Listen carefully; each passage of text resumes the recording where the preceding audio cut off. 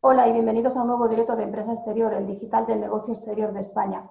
Seguimos abordando los mercados que pueden ser de interés para la empresa española en el contexto post-coronavirus y hoy nos centramos en Estados Unidos, la mayor potencia mundial y también en el país con mayor número de casos de COVID-19. Nuestro entrevistado es Mario Velo, vicepresidente senior de Banco Sabadell en Miami. Hola Mario, ¿qué tal? Muy bien. Muchísimas gracias por la oportunidad, Paula. Para empezar la entrevista, me gustaría que me comentaras cómo está afectando la crisis del coronavirus ahí en Estados Unidos y particularmente a la economía.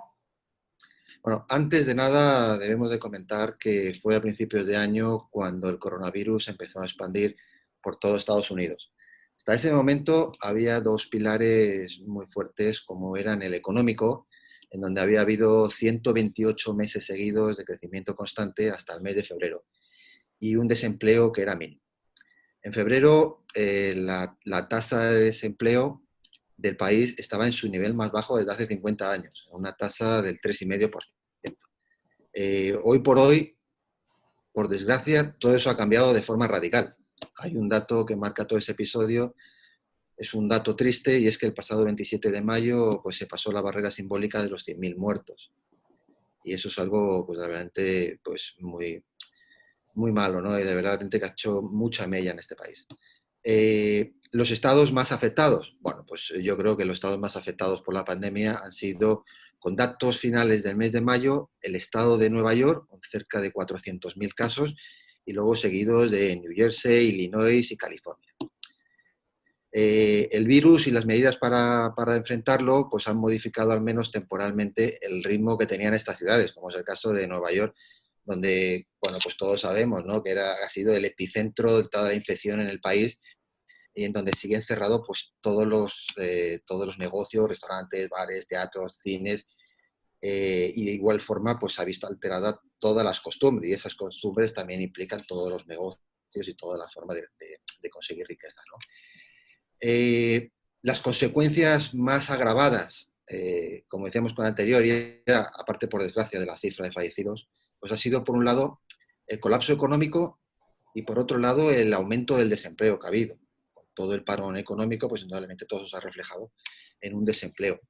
La economía de Estados Unidos se redujo un 5%, un 4,8%, casi un 5% en el primer trimestre del año.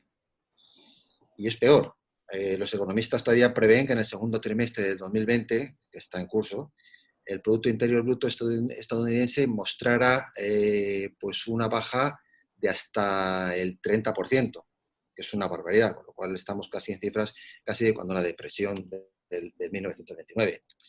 La otra gran desgracia a la que te hacía referencia era la tasa de desempleo, que en este país, pues, indudablemente como en otros que está ocurriendo la misma pandemia, pues está disparada. Aunque no todos son noticias negativas, en el mes de mayo, bueno, pues el último dato que tenemos es que la tasa de desempleo se ha quedado en un 13,13, ¿vale? Esto ha sorprendido a muchos, ya que con respecto al mes de abril, pues la tasa estaba siendo más alta, estaba creciendo, y en el mes de mayo pues parece que como que se ha quedado un poquito más estabilizada, ¿no? De todas formas, hay cerca de 40 millones de personas las que han pedido el subsidio de desempleo desde mediados de marzo, por lo cual es una tragedia tremenda. Ahora, ¿qué pasa? Bueno, pues ahora que la actividad comienza a reabrirse, porque muchos estados empiezan a abrir un poco las vías a que se puedan hacer más cosas, a que puedan abrirse más negocios, la pregunta que se plantean los expertos es ¿cuánto demorará en recuperarse la economía? Y la respuesta pues depende de factores aún un poco inciertos, ¿no? Pues el tiempo que el virus siga presente entre nosotros, si habrá una segunda oleada de infecciones, como dice, si la población se inmunizará o por contagio o, Dios quiera, que por una nueva vacuna. O también, y por último, por cuán eficaz sea el gobierno en aliviar tanto la crisis sanitaria como económica. Pero bueno, muchos asesores, y volviendo un poco al tema del desempleo, muchos asesores y parte de la opinión pública piensan que la tasa de desempleo continúe en 2 dígitos hasta el mes de noviembre. Quería preguntarte ahora que si hay alguna previsión oficial de perspectivas de crecimiento o de decrecimiento para ese 2020 para 2021. ¿Alguna cifra se maneja? Bueno, es muy difícil todavía prever qué pueda ocurrir en el 2021, ¿no? Cuando todavía tienen que pasar muchas cosas en este 2020. La caída de la actividad dependerá de la duración del confinamiento y, por supuesto, de la fortaleza y reactivación que por todos estos estímulos o ayudas económicas que se han implementado, ¿no? Muchos expertos en la materia prevén que será un pronóstico en forma de U, ¿no? Pero, como te digo, son pronósticos. Nadie sabe todavía todo lo que pueda acontecer, porque cada día las cosas van cambiando. Pero bueno, probablemente el crecimiento del segundo trimestre del 2020 entre en números negativos, con lo cual no es una cifra no es un dato muy alentador.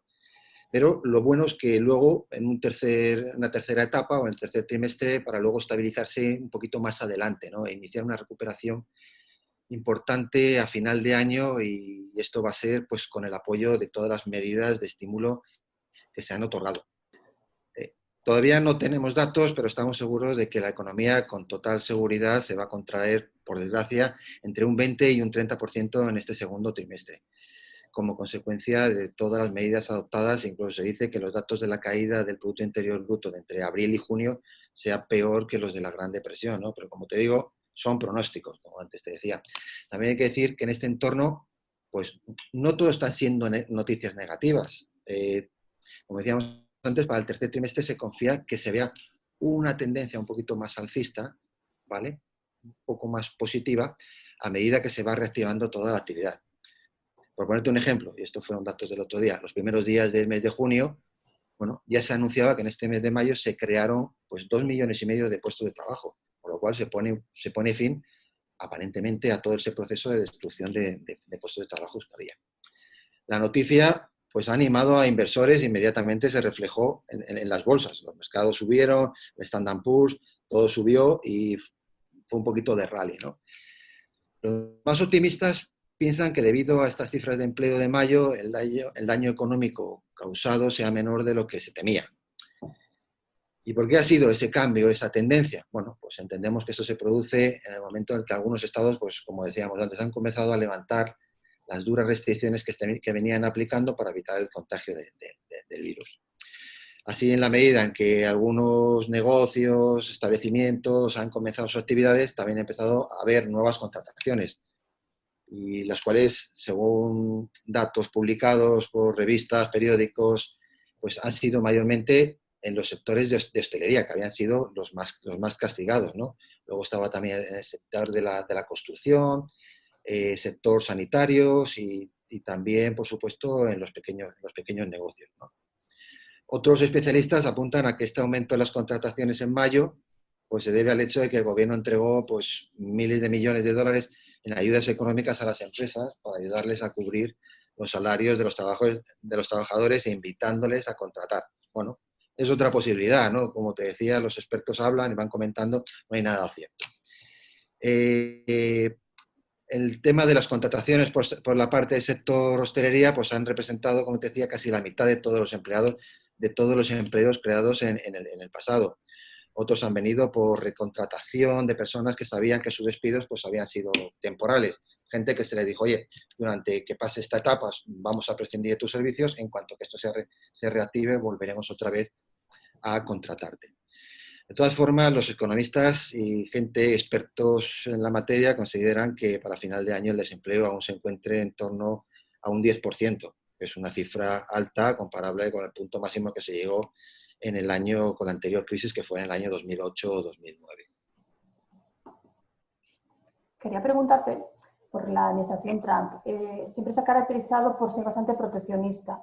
Quería saber si las medidas que ha aprobado en los últimos meses para reactivar la economía, cómo afectan al comercio internacional, a las empresas españolas, si las perjudican o las podría beneficiar. En efecto, el gobierno ha tomado medidas de estímulo que nunca antes habían sido tomadas. Yo creo que esto ha sido algo pues, que nunca antes había ocurrido. Y esas medidas han sido destinadas principalmente a evitar daños muy severos que ha habido en la economía y, sobre todo, a repararlo, ¿no? Sobre todo a inyectar por la falta de liquidez que tenían las empresas, y más aún por el tema de las pérdidas por desempleo. Para que nos hagamos una idea y veamos la magnitud de las ayudas impulsadas, si comparamos con los 800.000 millones aprobados por la administración Obama en la crisis anterior, en la de 2008, el paquete actual representaría casi el triple de lo que se otorgó en aquel momento, es decir, lo que supondría actualmente un 10% del Producto Interior Bruto y el 42% aproximadamente de lo que es el presupuesto de todo el 2019. A esto, o sea, todas las medidas que ha metido el gobierno, a esto habría que sumarle las medidas de inyección de liquidez que ha metido la Reserva Federal, el FED, en las cuales, bueno, todo en su conjunto, las del gobierno y las del FED, pues en su suma total suman un 30% de lo que podría ser el Producto Interior Bruto. Estas ayudas, y respondiendo un poco a tu pregunta, pues incluyen también a las compañías filiales de empresas españolas que están debidamente incorporadas en Estados Unidos. Estas compañías también se ven favorecidas por estos impulsos y por estas ayudas económicas, ¿vale?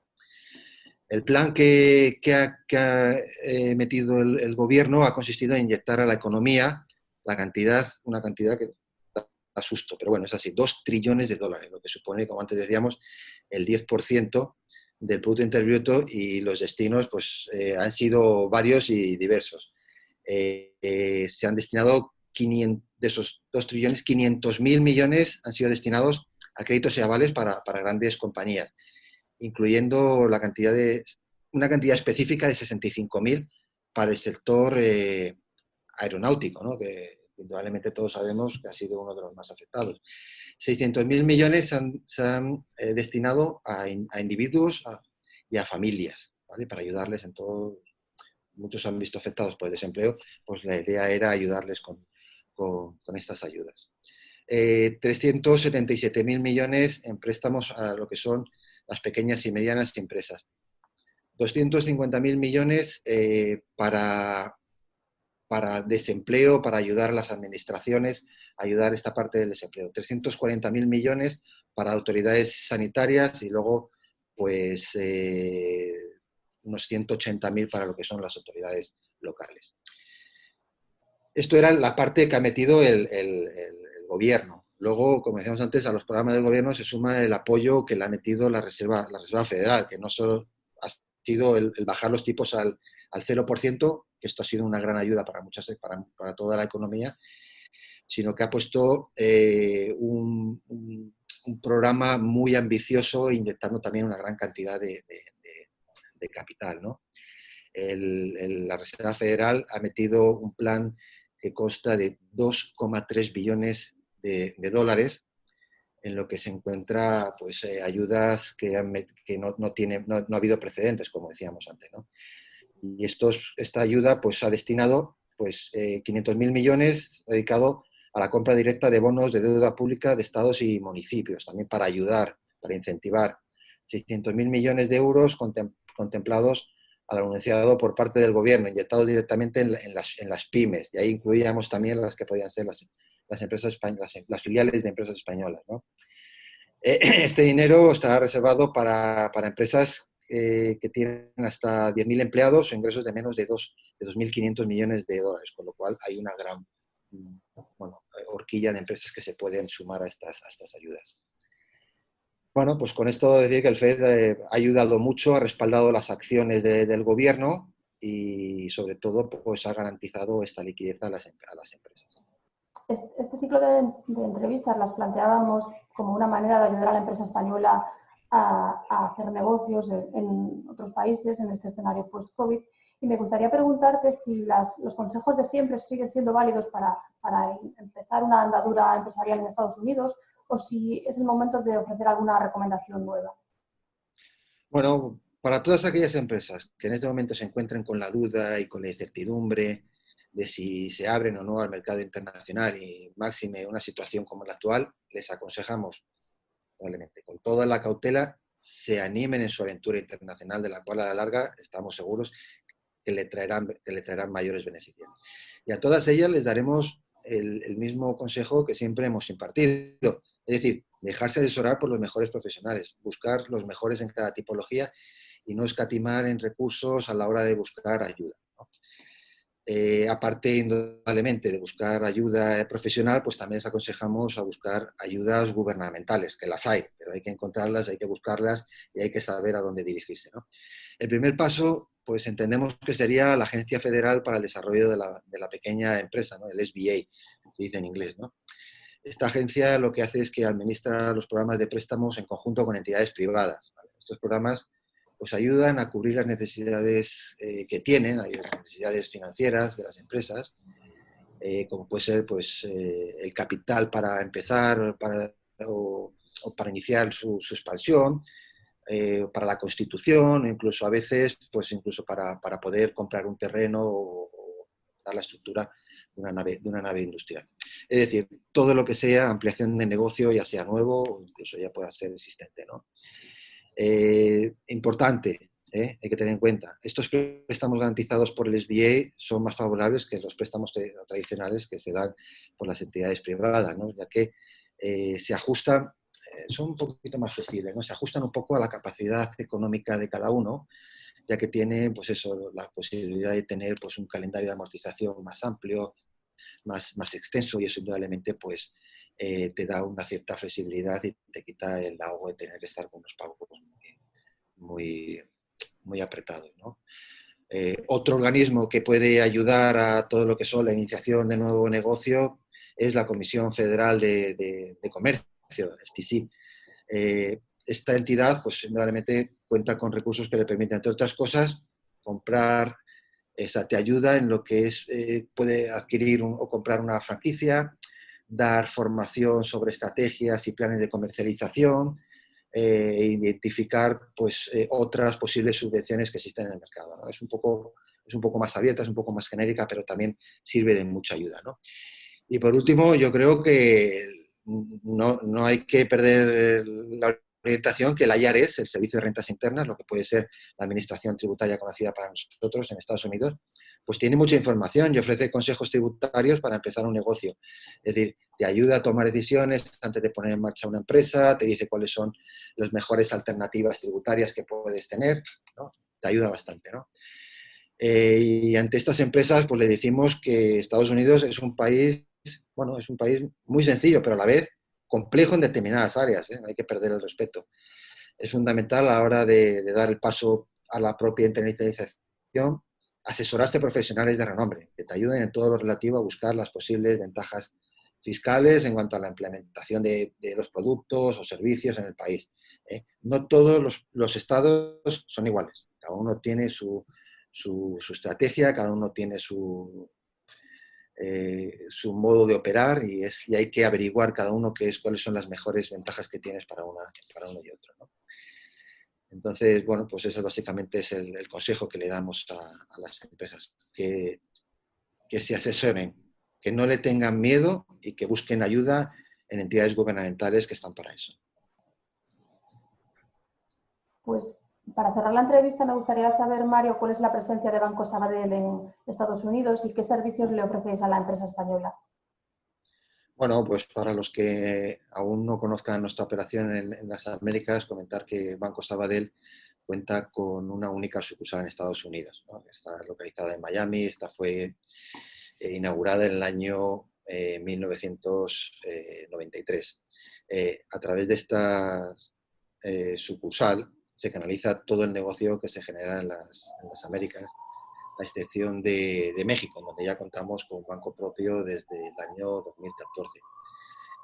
El modelo definido y autorizado para el cual se tiene la oportuna licencia es el de un branch internacional, ¿no? Que para todos los efectos puedes trabajar sin ninguna restricción como cualquier banco doméstico. La sucursal se nutre del negocio que se genera no solo por la acción de los propios banqueros o gestores, ¿no?, de la sucursal, sino por el propio requerimiento del negocio por las propias oficinas de representación. Para ello el banco cuenta con 5 oficinas de representación localizadas en Nueva York, República Dominicana, Colombia, Perú y Sao Paulo. Colombia y Perú orientados plenamente a la generación de negocio bilateral corporativo. La oficina de representación de Nueva York, por la plaza en que está situada, pues muy orientada a lo que es la obtención de negocio, sobre todo en la sindicación y la financiación estructurada.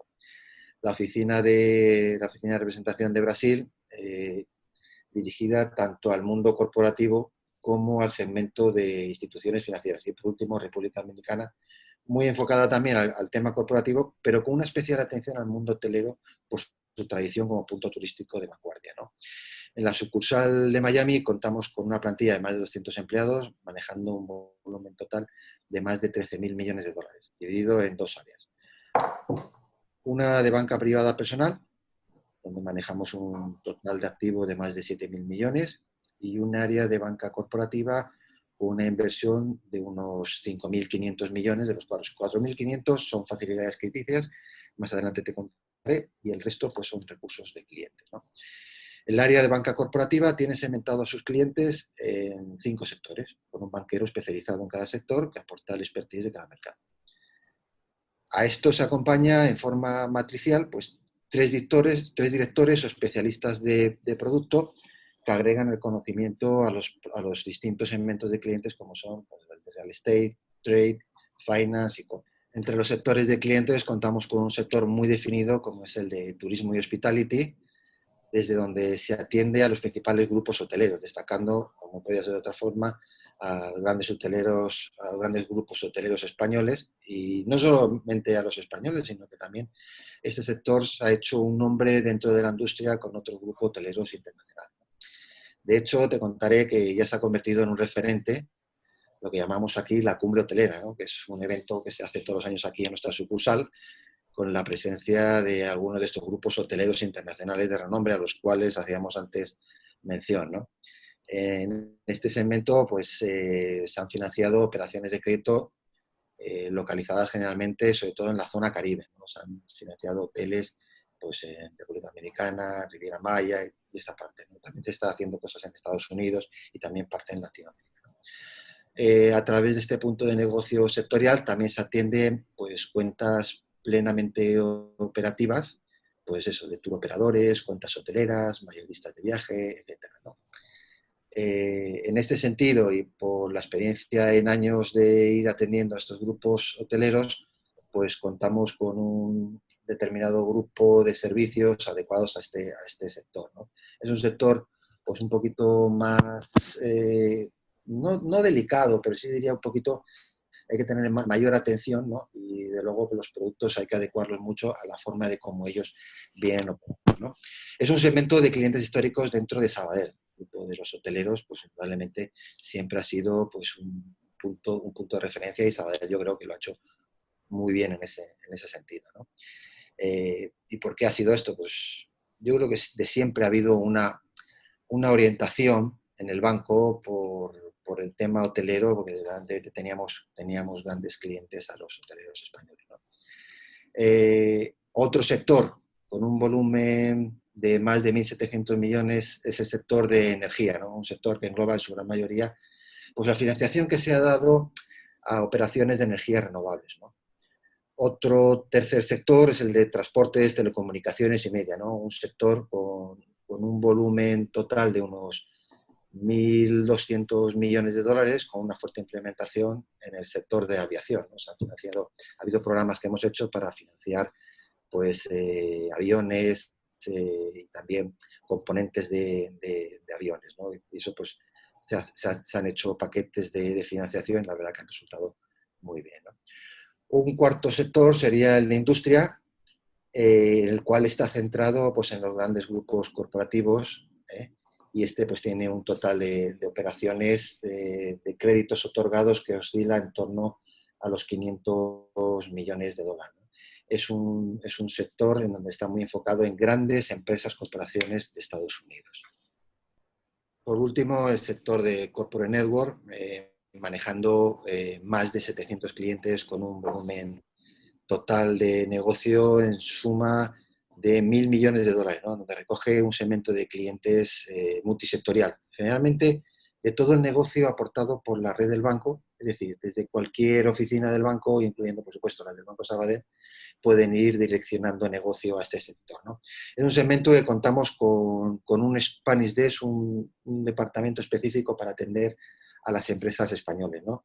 y sobre todo pues, a las filiales de estas empresas españolas que están ubicadas en Estados Unidos o también de empresas españolas que hacen negocios directamente desde España con Estados Unidos. Desde el momento, ¿cómo nace esto? Pues desde el momento en que cualquier oficina del banco, a través de sus gestores, que por cierto hacen una acción impecable en la orientación hacia el cliente, en su internacionalización, siguiendo como el banco hace con la consigna de exportar para crecer, y se nos advierte de la intención de cualquier empresa de abrir el mercado en Estados Unidos, nos ponemos de inmediato en contacto con esta última para facilitarle y ayudarle en la medida de nuestras posibilidades en que tenga el mejor aterrizaje en Estados Unidos para que todo sea de una forma, pues, ya que no conocen, pues indudablemente nosotros que llevamos aquí más tiempo, pues podamos ayudarle, ¿no? Te diré que no solamente es el conocimiento nuestro de haber trabajado durante muchos años con grupos corporativos españoles, ¿no? Conociendo por experiencia ellos mismos las adversidades que se han podido presentar en este país a la hora de implementar un negocio, ¿no? Sino también con un grupo de profesionales conocidos por nosotros mismos y poniéndole pues, a estas empresas, poniéndole a su alcance toda su ayuda, ¿no? Estos grupos de profesionales, pues, que pueden ser de abogados de obligación, abogados corporativos, abogados que te ayudan en la incorporación de la compañía, lo que son los CPAs, ¿no? Con conocimientos contables y tributarios, conociendo también muy bien lo que son los tratados de doble imposición, también agentes corredores de seguros, agentes de la propiedad inmobiliaria y, por supuesto, ofreciéndole, aparte de esos servicios profesionales, pues también ofreciéndole los servicios del banco, ¿no? En definitiva, y comentábamos, pues se trata de darle pues la mejor asesoría profesional que vaya a ayudar al éxito de la aventura internacional, que vaya a emprender la sociedad que se acerca a nosotros. Muchas gracias, Mario, por este repaso a la situación actual de Estados Unidos en este escenario post-COVID-19. No, al contrario, muchísimas gracias a vosotros por habernos dado la oportunidad de haberos podido explicar cómo estaba la situación en Estados Unidos con la pandemia que nos encontramos y también por haber dado un repaso a cómo es el banco y lo que hacemos aquí. Hoy hemos entrevistado a Mario Velo, vicepresidente senior de Banco Sabadell en Miami. Si quieres volver a ver la entrevista, puedes hacerlo en nuestra web www.empresaexterior.com. Hasta pronto.